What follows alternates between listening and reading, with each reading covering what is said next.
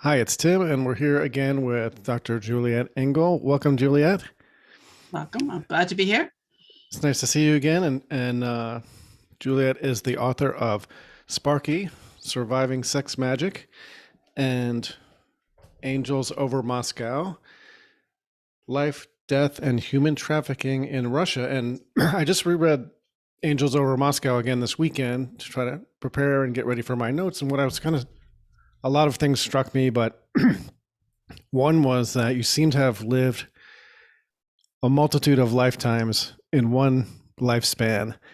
And there's some definition around these transitions that you make going to college and then going into your career and then deciding to go to Russia, which at the the end of the Cold War and in 1989, 1990, what made you decide to go over there and how did you get into that? Well, I was invited there as I was practicing in Bellevue, Washington, which is just across Lake Washington from Seattle, and a very Tony place, great hospital. And I was part of the technology young genius set that was in Seattle. Bill Gates and Bezos and the Brotmans were starting Costco, and Adobe was starting, and all the first Starbucks had Mm. opened, a few years before, and Seattle was leading the revolution in coffee. So it was a really exciting time to be in Seattle. And so I was I was like 33 and sort of at the top of my career, lots of published papers and some patents. And so I was part of that crowd, and I was looking for something else because I'd been told that I wasn't going to live very long. I had cancer in my sinuses, probably from growing up in the Tijuana sewer, which is Sparky Yep. in my other book. But so I felt like there's things I needed to see and things I needed to do if I was only going to live to be 40, which I had a room full of doctors come in and do a consultation and tell me that I wasn't going to live much past 40. Mm. And it's funny because whenever I tried to remember that, all I can remember is baboons. It was like this bunch of baboons just jumping around telling me stuff. I couldn't remember anything they said. Well, I see you refer to them as the Temple of Logic. Oh, Mm. yes. Yes. Well, that's how my life was. It was like I still couldn't remember my childhood. I couldn't remember anything from before I went to college. It's really when that part of my life started. And I kept that so straight and so logical. It was step after step after step. And and I never strayed. I never did anything that didn't contribute to whatever it was that I thought was so important, which was the technologic revolution that was going on in Seattle. And but I felt like I was missing the beating heart of life, and I kept dreaming about that. About like I was a bride. I was walking through this temple with black and white squares on the ground. Now I understand more about how I got that image, but at the time it was just completely obscure to me. And these clocks were ticking overhead and gears were turning, and it was the temple of logic, and I was the bride, and everything on me was white, and I was carrying white lilies. But in the distance, I could hear this beating heart. And in the dream, I would approach the beating heart. I could see it on the other side of an abyss, and the floor basically ended and the tiles were all jagged, and to get to that beating heart meant plunging into the abyss, Mm. Mm. which is pretty much what happened. But so really and it was sort of like right at that time when I knew my time was limited, or I thought my time was limited, and I was looking for the true beat of life, humanity. I was living the ultra logical life, and getting paid well to do it. And I knew if I go off into the abyss, So, I'm out of the temple of logic. And um, that's when the invitation to Russia came, and I accepted. I went there as a medical technical expert, And this was right at the beginning of it was January of 1990. And I'd actually been selected by a group of Russian doctors because I was a neonatal ultrasound specialist, and they wanted me to come into their birthing hospitals and help them. Yeah. and Yeah. and so I was the first American doctor into their birthing hospital system, and it was so appalling. I mean, I couldn't even describe. At the end of the day, I'd go back. The Russians had me the whole time. They took us to Moscow. I was immediately whisked off into hospitals. There were 200 Americans. I never saw another American the whole time I was in Moscow. They kept me going from hospital to hospital to hospital. And it changed my life. I could not get involved. I couldn't see that degree of misery and suffering. And I had the distinct feeling that I'd gone off the edge into the abyss. Yes. And this was the beating heart of the world. And it was messy, smelly, sticky, bloody, but it was the beating heart of the world. That's how the inside of a body is. Anyway, whenever I was involved in surgery, I'd be looking at this going, how does this work? Possible. So you were looking out over the abyss and you decided to take this leap of faith, basically, to try something new and expand your horizons. And you're at the top of your game financially, professionally, technologically, and then you find yourself in what amounts to like a third world situation where things didn't make much sense, but there was real visceral, and and I got that feeling from your book. Like there were lots of sights and sounds and tastes and smells, and everything hit you so hard in all these different places. And so that was your draw to that you knew that where maybe you could make the most impact in the world. Is that fair, or it was just, it was there for the... I don't think I didn't have that big a view of it. Again, I thought my time was very limited. Mm-hmm. And I simply decided to do the most I could with the time that I had and the resources that I had. And it was sort of like starting the truck convoy in Vancouver. They had no idea it was going to turn into this massive thing. And when I started my little project in Moscow at the birth house number 70, I had no idea it was going to grow into a nationwide reform movement that would completely change maternal and infant healthcare in Russia, but it did. And I never realized I'd be running an underground railroad for trafficking victims in the USSR. I mean, if you'd told me that, I wouldn't have believed you. Right. Well, your descriptions of the birth house number 70 were pretty difficult to read. And what I found interesting was that they were just waiting. They kind of knew what the right thing to do was, but they didn't have permission, or they didn't feel like they could do it, or they didn't feel like they could change. And then once they saw that there was a positive path that you presented to them, then it sounds like they dragged you every place they could and squeezed everything out of you they possibly could, right? Yes. Yeah. It's people are talking a lot right now about mass formation psychosis. Mm-hmm. And I think that we're always in a state of mass formation psychosis. I mean, what they were doing in the hospitals, and this wasn't just this hospital was their best one. They took me there because this was their showpiece. Yep. I mean, it went downhill from there. And everyone knew that. Absolutely everyone knew that everything they were doing was wrong. They knew it. But they were all doing it together. And I think the whole country was in a state of mass formation psychosis, but they knew it.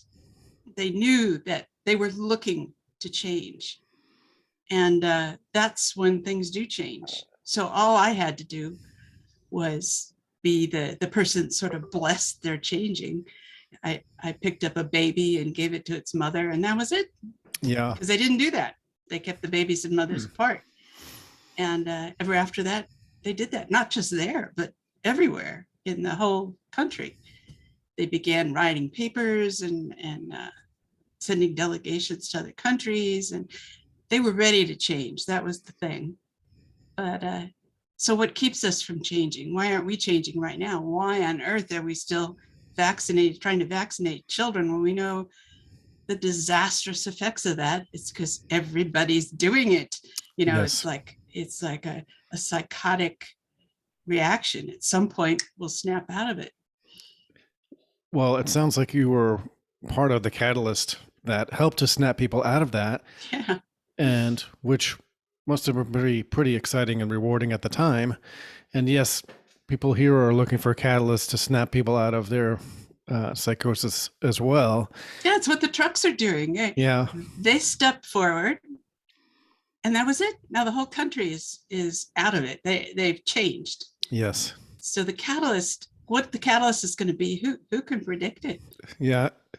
Hard to predict, very hard to predict. And I think another thing that struck me about your book and your adventures was that they were so broad and they covered such a large part of the country. And it's almost like you went out on a donkey or something and went to every small village in the Soviet Union, the former Soviet Union. Went to a lot of them, and it's those buses, which was sort of like donkey carts. And so you're doing this, and you're still managing your family at home on the off time, and then trying to sell your business or thinking about selling your business. And the difference between those two worlds, it must have been kind of confusing to go back and forth.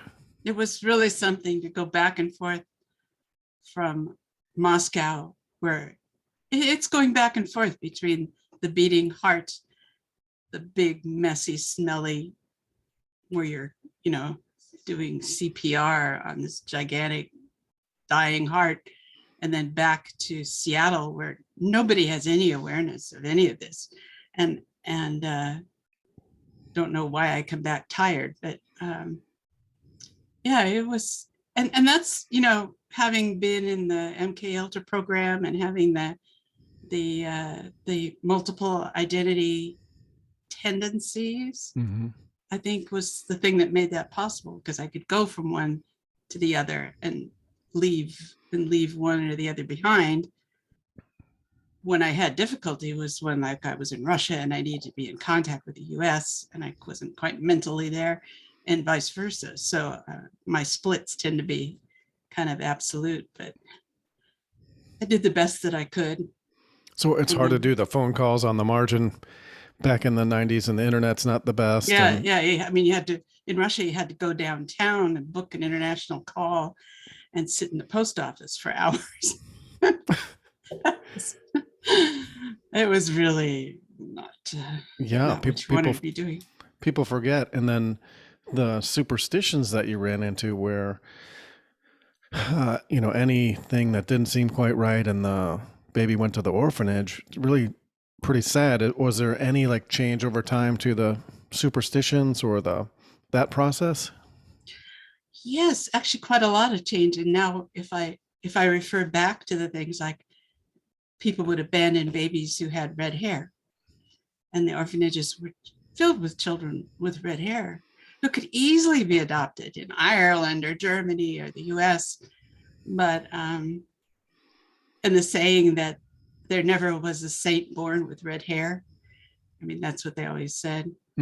So they've stopped doing all of that. So everything has changed now. And having been part of that was just absolutely thrilling. And my friends, the photos of those kids from the orphanages and the outlying areas, just beautiful children, right? And who could give these people up, right? Beautiful, beautiful children. And the sad thing was that 90% of them could not be adopted.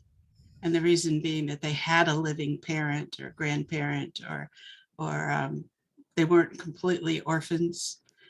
And the parent would hold on to them because they continued to get money for support, or other reasons. I mean, there were many, many tragic circumstances. But so I focused, rather than on adoption, I never was involved with taking any children out of the country. but I focused on the kids who were there, which were most of them, and on developing programs for orphan education and entrepreneurship. And that was another very big part of what I was involved in starting education for kids in orphanages.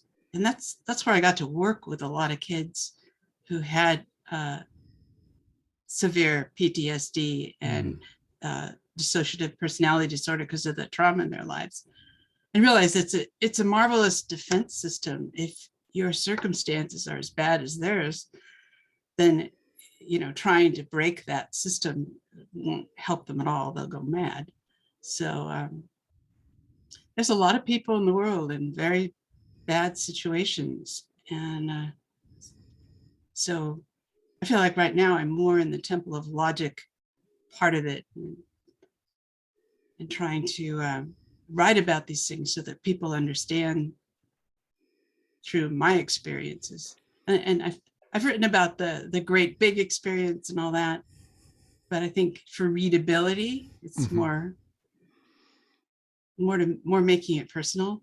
Yeah, I found that, right. Like I have to kind of disagree with the Temple of Logic because of the feeling and the connection to the people that you cared about, that you wrote about in your books, and then just the vast and vivid, again, kind of sensuousness of the scenes that you paint, like riding on the train, and knowing that if you open your mouth, they're going to know you're from America, right? And then Yeah. then what's going to happen? And then it just turns into like a huge party for 2 days, and everybody's best friends, right? After a while. Yeah.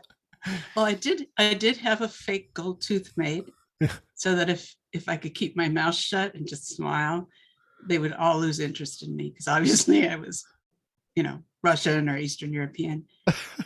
And I do speak Russian with a Polish accent, which I can't imagine. Probably because I learned Russian in Russia. I didn't learn it from Americans, so I do not have an American accent.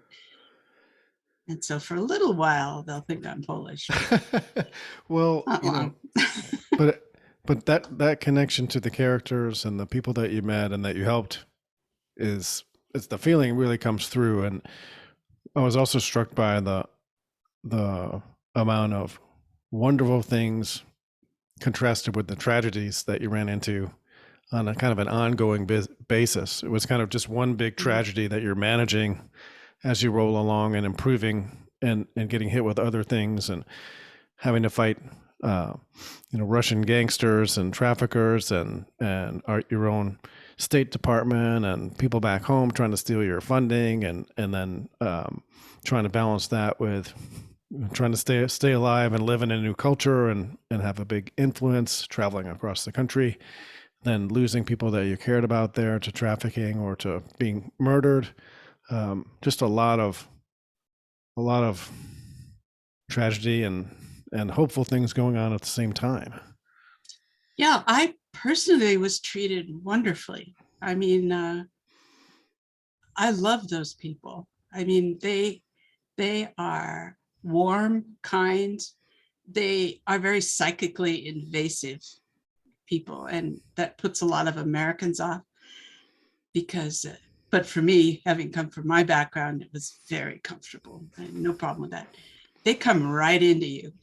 You feel them inside your psychic space. They read you from head to toe. That's why I could never get away with being anything I wasn't, because I could be Polish for 5 minutes and then they like, this is all right. And so I'd have to come clean. But wonderful people, very for all the time I was there, which was a lot of 20 years, I would use gypsy cabs, which means you just walk out in the street, put your hand out, and anybody will stop. They size you up and you size them up, and you make that choice. You feel you have a real psychic interchange, and it's like trying to explain that to another American is impossible. But I do it. I did it. You agree on a price, and then inevitably they will do everything possible to get you where you need to go. Blocks, streets, traffic jams, all of it. They're going to get you there. And the agreed price is the agreed price. And I think that's the old tradition of what's called the yamshiks. And they're the ones that drove the troikas, which were the taxis, the sleds with 3 horses. And they would go around town and pick people up. And it was a matter of pride to get people safely where they needed to be. And so that's the tradition. And I did that 5 times a day for years and years and years, and never had a single problem. Wow. Yeah. I miss the atmosphere there. It's like it's thicker. Mm-hmm. It's got more history in it, and more angst, and more music, and bells. Now that they've got their bells back up, they're ringing bells all the time. Yeah, that was nice to see that they had buried the bells during the Soviet Revolution, and they were now getting them out, 70 years later. Very well kept secret that everyone in the neighborhood knew where those bells were. Yeah. And then pretty amazing. Yeah. Wait a minute, we do have bells. And then speaking of the psychic connection, your journey to, I don't know if it was what area of Russia or Ukraine, or where you went for your natural healing session with grandma. Yeah.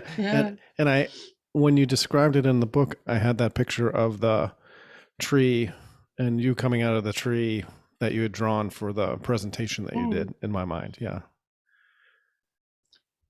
Interesting. I hadn't put that together, but I think you're right. Yeah, there it was. That was the tree. Interesting. Now I have to go back and look at the picture. I hadn't looked at that picture in 40 years. Wow. When I brought it to the session. Do I have it here? I have it here. Should I hold it up? Yeah, I'd love to see that. Yeah, it's really wonderful. I have the original. Wow, the original. Yeah. I assume you can edit my fidgeting out.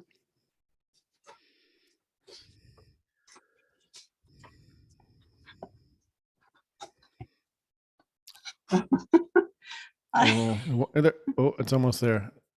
Not quite. I guess I can't quite do this.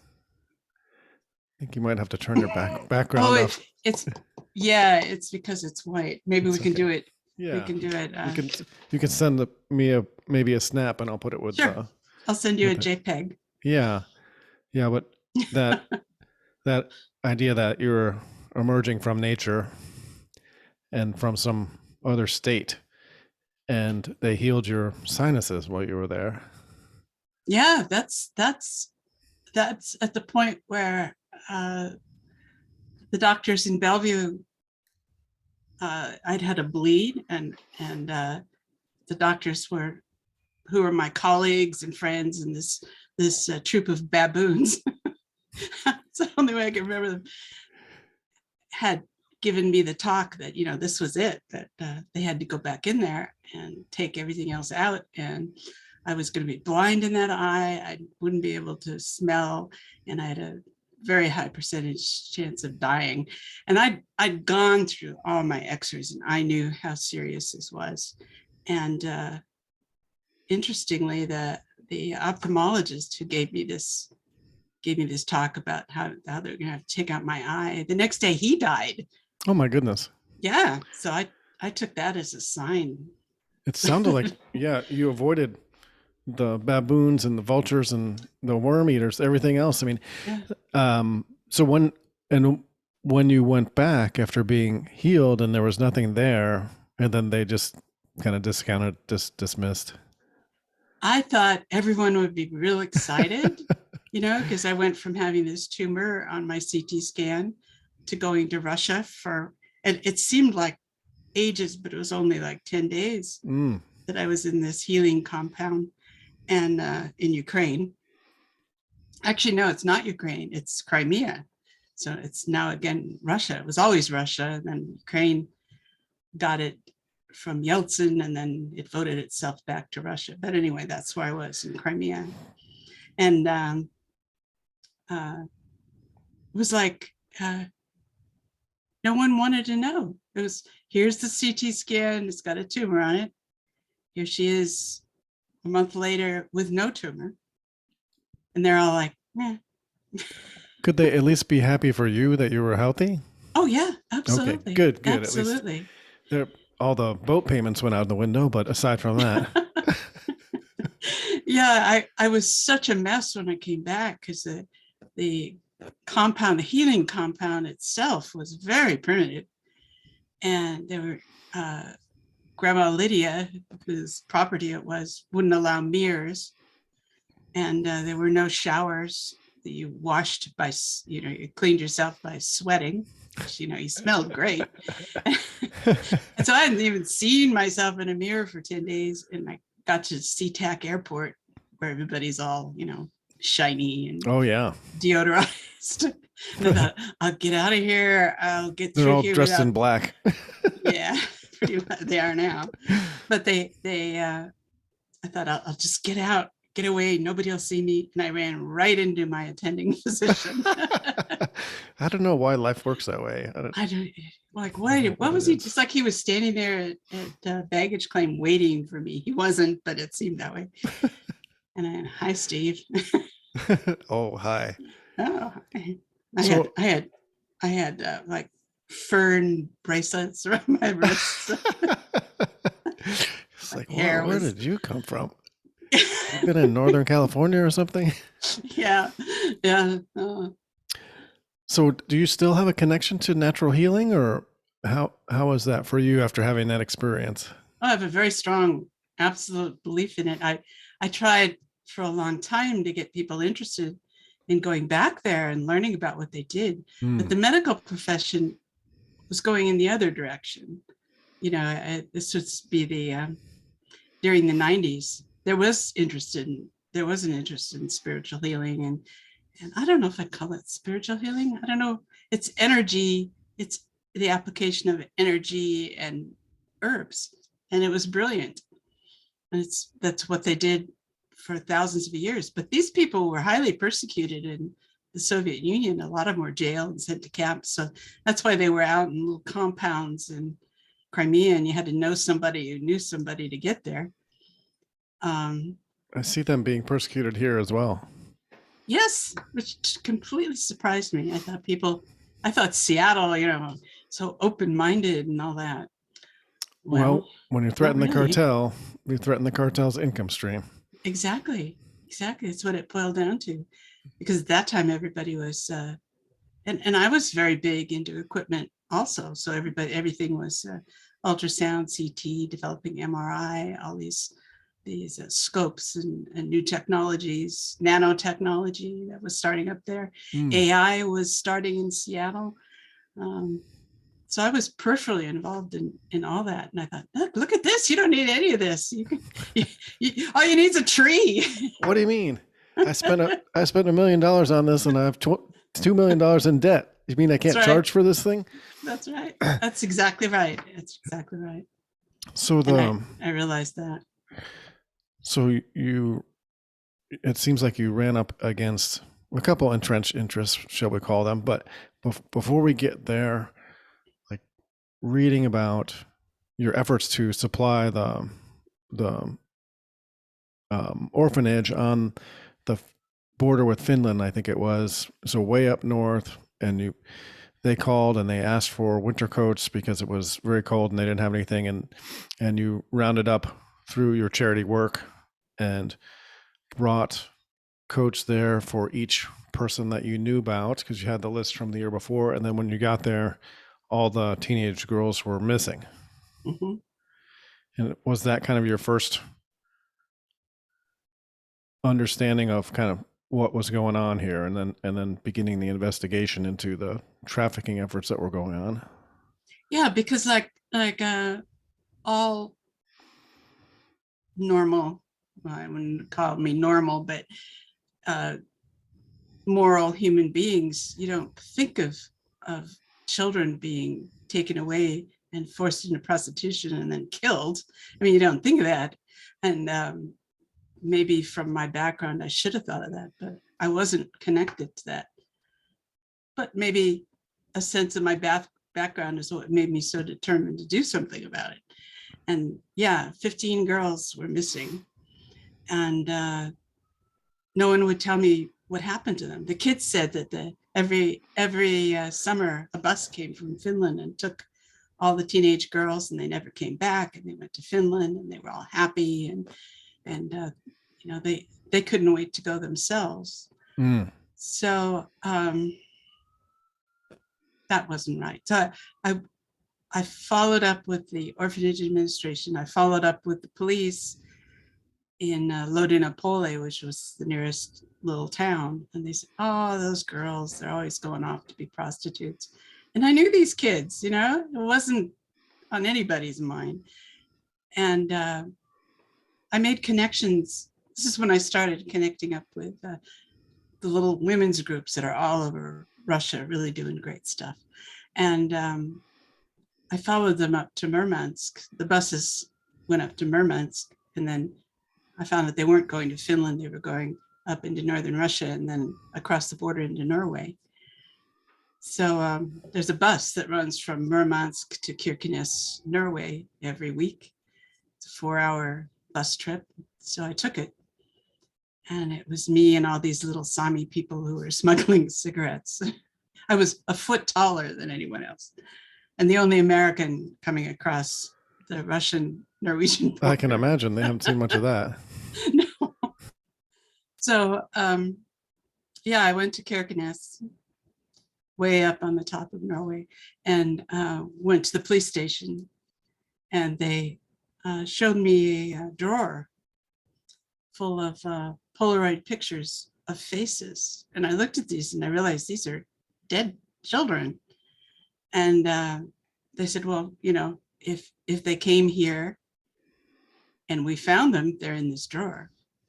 And I couldn't, I came unglued. I couldn't, I should have laid out all the pictures, taken pictures of the pictures, Xerox them, you know, but I was just too stunned to do anything. And they said that, yeah, they find bodies all the time and they bury them all. They call them all Natasha. And if they find a child alive, they'll take them to an orphanage or an institution in Norway and help them. But he said, mostly we just find bodies. Mm. And he said, are your girls in there? And I couldn't even look. But I came back the next day and then they denied that they had any pictures. So I'd gotten them by surprise the first day. Second day, they had their defense. Yeah. But I knew they had the pictures. I knew the kids were coming there. So what was the danger to them of exposing that to you? Well, I did pursue it farther all the way to the Norwegian Parliament, and they got the pictures, and it went on from there. So we did wind up working with the Norwegian government in a coalition between Norwegian women's organizations and Russian women's organizations, and back and forth. So it did go on, but nothing like that happens fast because you're dealing with bureaucracies, you know. And, yeah. So entrenched procedures. And omerta, really, right? Some code of silence going on in some places as well. Absolutely. Plus their embarrassment, you know, and nobody wanting to be responsible. And if they deny that girls are there, then they don't have to do anything. You know, if they say, oh yeah, this is a problem, then they have to do something. And that was 90% of the challenge. This is what I taught all the Russians that ever worked with me, is you have to get the person that you're trying to acknowledge the problem and take responsibility for it. And that involves a certain way of getting them to word their responses, annoying them in certain ways. You know, there's all kinds of ways to get people to do it, like how we got the city of Moscow to start cleaning out the child brothels up along Yaroslavl Road was we used their definition of child trafficking at a big conference, but I made all of every one of our peoples call trafficking the transport of children across borders against their will and against inciting the law. And it was this long, ponderous sentence, and nobody wanted to say it. And finally, the chief of police of Moscow got up and said, "Yeah, we have to do something about child trafficking." And we'd won right there because he used the term. Before that, they wouldn't use the term. So then everybody started using the term, and then it just went into the language, and they started rating. And really, it's that flipping the mental switch. It sounds like you out bureaucratize the bureaucracy. Yes, using their own tools, you know. The administrative language. It's, what is it? Like Amtssprache is what the Nazis used. Administrative language. Probably, I think yeah. that's what it was. But another thing that I noticed that you had success with was that when you went to the small towns and the women came out and nobody wanted to say anything, and it sounded like you waited until somebody shamed them into saying something, and then there was a floodgate, and then there were people who were connected to the women's group, relatives and trusted sources who you could rely on, or that organization could rely on to do something, or to at least represent for the trafficked girls in a certain way. So there's this network of trusted characters across the small towns. Yeah, that's I realized that after going to like 20 or 30 of these little towns. And it wasn't just me. We had a group of volunteers that wound up going to like 200 or holding over 200 meetings, town meetings, sometimes 2 in a day. And we were the social event of the year for those people who never went anywhere, did anything, had a telephone, radio, television, nothing. So they were sitting ducks for traffickers, because everyone under the age of 30 wanted to get out of that town. So, but there's a dynamic in all those small towns, and it's the same dynamic here. You've got as soon as you get people together, a social structure emerges, and the older women are the ones with the life experience, and they're the ones that are going to call out the other ones and not be so concerned about how they sound, or, you know, they're thinking of the result instead of themselves or how they're performing. And everyone has a role, and in every town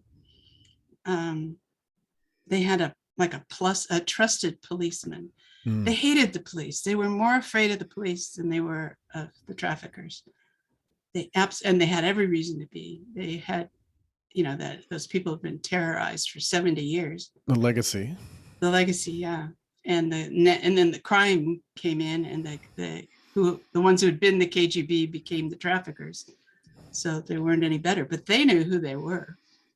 But they were less afraid of the traffickers than they were the police. But they would have one nephew somewhere that they would trust. So we were able to pull all these trusted people. So we did it all on the basis of people, and who knew other people and who trusted other people. And the Russians were incredibly good at this. And small towns would be 5 miles apart and there would be no interaction. They didn't trust each other. They were like different countries. So I didn't know how they would react to like being introduced to each other. But being the foreigner, I had the great role of like introducing towns, because I'd call 3 of them to meet in one place. They'd all have to travel to this place. They had a great time. It's like calling a little tiny Trump rally, People just love to be together. Yeah. And so that was one of the great things about being the foreigner. You could help people build the connections, whereas maybe that distrust from the past of being informed on and being sent off to the gulag, and if a Russian had tried to do that, they would never have trusted them. So you had kind of like a novelty circus act going in some ways too. Right? Yeah, that was really wonderful. Which is great. Yeah. And I'd get stuffed full of food. Yeah, that was the one thing I was like, what the heck? Oh my God. I remember riding on buses when I was a kid when they turned the heat up too high because it was in the 50s or something outside, and just being Oh, miserable, totally miserable. And the only thing worse I could think of is being stuffed with food and booze and cigarette smoke, right? That's the only thing that's it. worse. That's it. That's it. You sort of just have to go into a Yeah. coma And being wet. and like, but it was very, very hard. I couldn't do it now. I'm too old. But in like going to the Red Pill expos, I've been to 4, I guess, and talking to people, it would be a simple thing to do the Angel Coalition in this country, and it needs to be done. It the Angel Coalition was the name of Right, our right, right. Yep, coalition yep. of all these hundreds of organizations eventually coming together and then working together in a way that Russians had never worked together to rescue thousands and thousands of children and adults, people who'd been trafficked into Russia who needed to be rescued, and then Russians who'd been trafficked to other countries and needed to be brought back. So it became this huge network that relied on practically no money. And lots of little villages didn't even have telephones, but they would send someone over to the next village and they'd use their phone. But it worked. It would work much better here. The kind of creepy thing is some of the big human traffickers that I ran into in Russia, in fact, the ones who actually threatened me to the point where I had to leave, are here. Yes. They're now in the United States. Sure.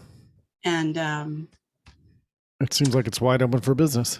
I think Durham is circling them actually, but they're here, and but we could do the same thing here. If I was 20 years younger, I'd be out there doing it here. I think I can work with, but I don't know. Yeah. When God's timing is that's right. Something to think about. I think doors have this way of opening, whether you feel like you're ready or not. Exactly. You don't get a choice, Yeah. And so you started kind of to cut in on their revenue over there, and they got upset about that, and they started acting like mobsters towards you and your people. And at the point where we got too successful, then they tolerated a lot because it would be more trouble. So like they didn't target me, they targeted my Russian staff. Yeah. And finally the FSB colonel who protected me all this time said it was time to go. He'd said it was time to go twice before, and I'd been able to come back, but this time it was really time to go, because then all the politics changed. And the Russian State Duma has contacted me, and they want me to come back, and they think I'd be safer in Russia than here. So that's weird. And it's hard to argue, Yeah. They watch the news and they think we're going completely mad. Yes. Well, that's one of the hazards of watching the news. Yeah, I know. So. That's what they get, Yeah. That's what they're watching. Sure. And, we got the news about them, so we didn't really understand a whole lot. We don't get any news about them. I mean, we're just very little shut down completely. Mm-hmm. Like and you would never know. They're a Christian, deeply Christian country. They're Christian conservatives. Yep. And their big project is to save America. Well, I think that best remains hidden for the people who are trying to not save America. So yes, right. There's a lot of money going into that effort to hide that from people and to keep us disconnected. I'll just mention briefly that the Duma, the State Duma, their parliament, has allotted pretty generous funding to the international branch of the international outreach for the Russian Orthodox Church and the Orthodox Church is one of the churches. They're more Methodists there than Orthodox, but they want them to do international outreach, and they think I know how to look for the subtle signs. You're seeing them popping up in YouTube videos, and you're getting Russian church music, and you're getting views of travel logs and showing Russia. This is their attempt to start, showing people who they are. And Yes. Well, it's harder to kill people if you know them, so that would be helpful. it's crazy. I'm Nobody there reminded wants of to kill anybody here, and I don't think heck anybody no, here no, wants to kill anybody no, there. no So way. I mean, I'm reminded of Rick Steves going to Iran and doing uh, just a travel log, right? So you can meet the people. It's like, people are people, and people are people. there's bad things happening everywhere. But the more that we can connect people who care together, the better chance we have at holding some of that stuff at bay. Absolutely, absolutely. It's ignorance. Ignorance is the greatest danger to us right now. Yeah, there's a lot of that, and I found it interesting that you mentioned Zbigniew Brzezinski and that everybody had read his book over there, and Yes. that's why you couldn't go to the Caucasus because things were brewing down there. Yeah, right, exactly. Yeah, So they have a feel for the grand chessboard and what's going on. absolutely. They have a much better understanding of it than we do, because they've been embroiled in it for so long. And yeah, everyone there has read the grand chessboard, and everybody here should read the grand chessboard, because there's our playbook. Yes. Everybody here should read Mein Kampf, because there's another big chunk of our playbook was Hitler's plan for the Third Reich, but now we're on to the Fourth Reich. Yes, as represented by Klaus and his gang.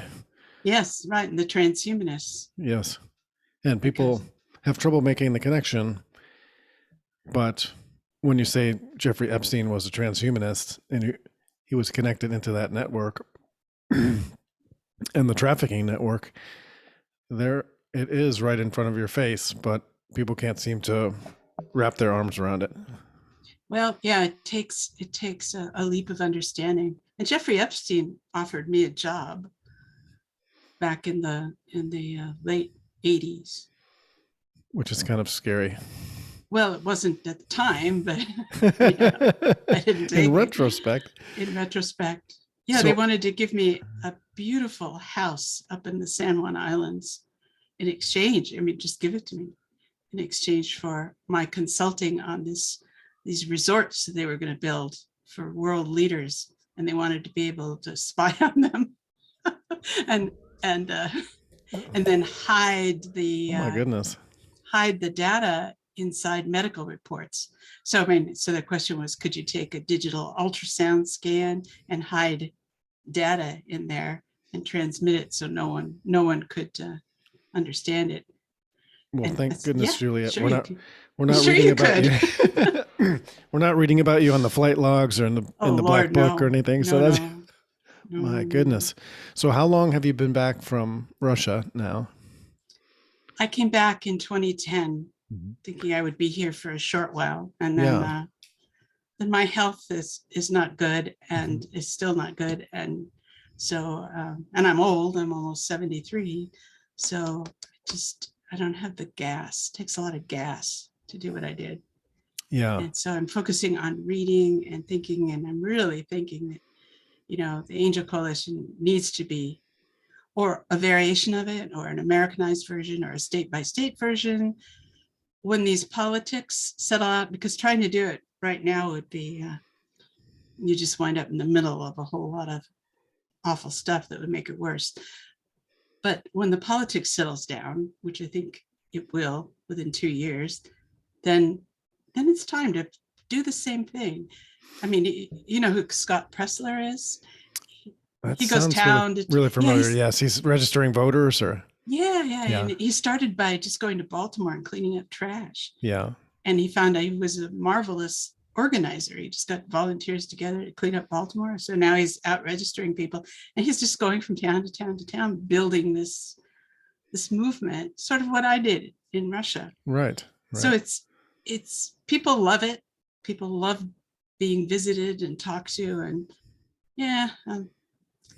if the Lord calls me to do it, I'll do it. Otherwise, I will train other people to do it. It might be a little more comfortable to travel around here. I don't know. In a car. Yeah. Yeah. Well, I don't know with these mandates and passports and Yes. Well, we have it'll be just the same as traveling there.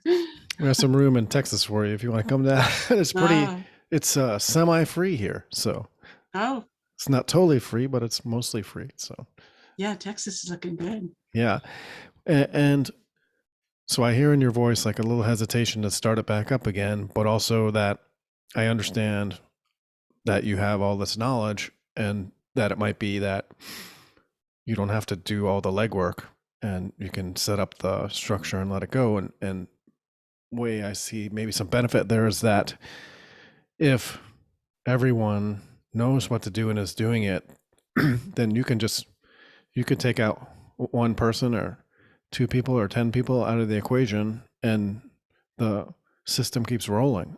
Yeah, if it's it decentralized, right?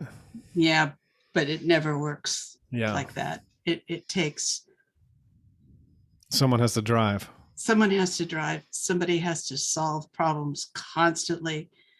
It's a messy, messy business. You're in the beating heart of the worst of everything. And you're dealing with organized crime, you're dealing with human traffickers, you're dealing with murder, you're dealing with unreliable, the victims are messes. I mean, Yes. it's not like you get them and they're grateful. Right. Right. You're dealing with people who've been so severely traumatized.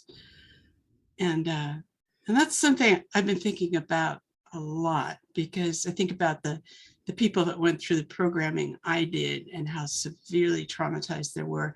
And I get approached by a lot of people who have been through programming. Their lives are a total mess, and they're like they need to be saved. But so I'm embarrassed. I kind of avoid them because I don't know what to do. And all of this, I feel like the Lord wants me to do something about it, but I don't know what to do. Not sure And what yet. yeah, I'm not sure what. And I have my own limitations to deal with. So I'm trying to figure out, okay, with this amount of energy I have left, what's the most valuable thing I can do? Yeah. So I'm doing this. I'm doing the writing. I'm writing my next book. I want to introduce America to the richness of the experience of the Russian soul, except it's the American soul. America has a huge soul. And it's like, it's been deliberately moved out of our conversation. Every Russian conversation, they talk about, how's your soul? How are you in your soul? And we don't do that. We keep it very superficial. But I think that's a deliberate tactic that's been, forced on us to separate us from our souls. Our soul is our strength. Our soul is our resilience. It's our connection to God. It's our connection to each other. The powerhouse to fight everything that's coming up against us. Power, the ability to stand against evil, is your soul. Yes. And so I think that what the enemy's doing in America is trying to steal the American soul, and then give our land to the Chinese. But much deeper than that, it's to take this marvelous, wonderful soul that we have. So they're trying to disconnect us from ourselves. Yes. Yeah, from the source and from the source in us that connects us to one another. Isolation, cover your face so you can't read each other. A distance, you have to have not just the isolation, not just the mask, but you have to have distance. So you can't get close enough to read each other soul to soul. So it ends soul communication. conditioning. We can't have that. Yeah, we can't. This is wrong. We can't do that. So you can't make that connection. Like, people are losing the ability to make the connection because children trained out of them. Yes, and children, if you don't, I certainly saw this in the orphanages. if they don't socialize by a certain age, they never do. Yeah. There's nothing you can do to reverse that. It's gone, and they fail. They socialize with each other in sort of their own little world as adults, but they can never be hired or trusted, or they didn't socialize. And if they don't do it by a certain age, they don't do it, and they can't. Well, that's like that 2 hour window at the birth house where they separated the mother from the baby, which is kind of unconscionable at that age. Unconscionable. Yeah, right. That baby has to bond immediately Yeah. to mother. Yeah. And vice versa. As soon as they started putting the babies with the mothers, they got many fewer babies being abandoned. Right. And that's, I think, why they were doing the 2 hour thing. They wanted the babies. It was awful. It was just absolutely awful. And coming back here and seeing what's been going on here.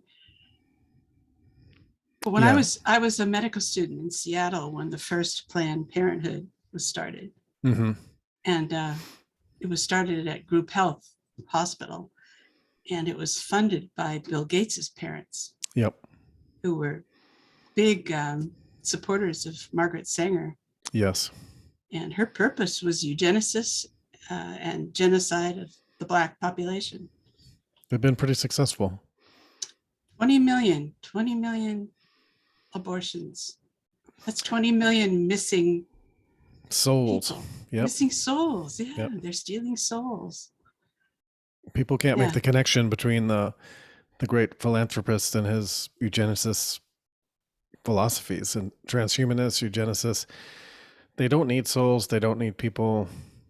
They're going transhuman. They're going to have their consciousness upload to a machine and live forever. Right? That's the idea, right?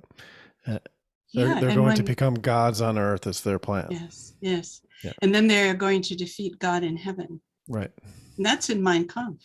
The race of man gods then defeat God, which is kind of anachronistic, isn't it? If they say God doesn't exist, but we're going to defeat God. Yeah.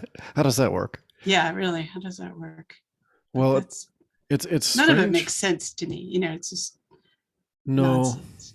I mean, it's a strange time to be living in when all of it's coming into our face, right into our living room, right into our families, they're trying to inject it into us. All this is coming hard and fast right now, as fast as they can go. So I have some hope that they're overplaying their hand and that they move too fast. That's what I'm hoping. People wake up and push back. I don't know what this Canadian truckers deal is going to amount to, whether it falls into their plan to have a food shortage and supply chain problems, or whether it's going to have a positive impact for freedom and or both. Initiate some change, or maybe both. Yeah, I don't know. Certainly, they'll try to use it. Yeah. So you said you were working on another book about the soul. Is there anything you could tell us about that? I've got a big blank page and a little blinking. I haven't actually written anything. I just finished writing a book that went off to my publisher, which is about, it's called Moscow Traffic, which gives a huge amount of history about contemporary Russia in the form of a suspense novel. So that'll be coming out next year. And so that's done. So now it's how to write about the human soul. And to do that, I've been trying to get into my own soul. And of course, you are in your soul all the time. So I have not made stunning progress.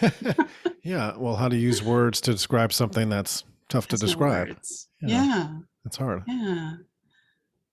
People have done it with music and poetry and novels and other things. Psalms are immortal because they are from the soul. And I wish we could hear the music of the Psalms. They were written as songs. And but then I think we can. It's in us. It's in our DNA. Yeah, we can connect. We can find that vibration and resonate with it. And I It's used to follow in Seattle, people are doing drums and crystal bowls and everything that you can do, they're doing in Seattle. But I find that's not helpful. But it's something else entirely. I feel like I have another leap into the unknown to yeah, make here. yeah. Well, I will be really looking forward to how you help us understand that. Lovely. Yeah. Well, Juliette, thank you so much for joining. Where can people find you if they want to reach out or find more of your work? Just put my name on the internet, DuckDuckGo me, or search my name, Juliette, and if you put in JulietteEngel.com, you'll get my website, and that'll take you to my 2 books. But it also take you into, I've got lots and lots of articles and stories that were done in Russia, and material about what we did. And I was amazed. I hadn't looked myself up until I published my books. I had no idea there was so much stuff on Yeah. there. Yeah, there's a lot out there. Yeah, but I'm a well-covered individual.